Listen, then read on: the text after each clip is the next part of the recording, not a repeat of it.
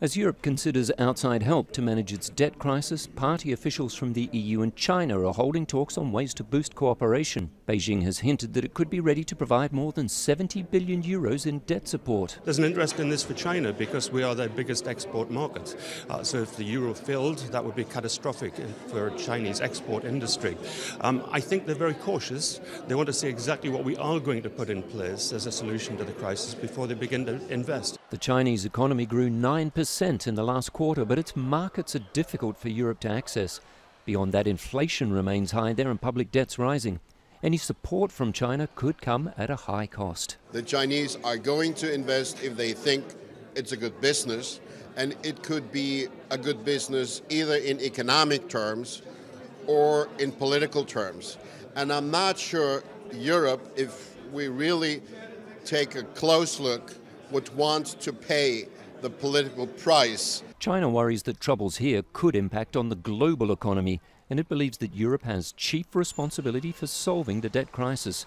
Before it lends a hand, Beijing wants to be sure the EU rescue plan will work. Il faut que tous les pays européens unions ensemble, together, work together, pour trouver une bonne solution pour tous les pays européens, pas pour chaque pays. It should become clear by next month whether China will help and at what price.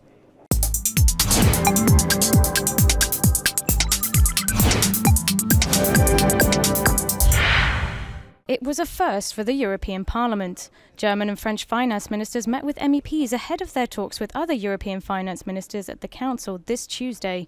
Economic Committee Chair Sharon Bowles filled us in on what went on behind closed doors. The financial transaction tax, which is seen as very important, but there are some stumbling blocks in it. We had exchanges about that, what you do about tax havens. So, we went wider than the immediate Greek crisis. Mad as hell about hunger. A petition to help 1 billion people who go hungry every day around the world reached Brussels this Tuesday. But with the EU's own food aid programme on the line, MEPs want to get their own house in order. A legal technicality, avoid of helping 18 million Europeans who are at risk right now.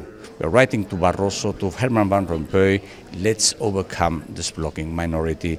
Let's give to the Europeans what they want, and what they want now is food aid.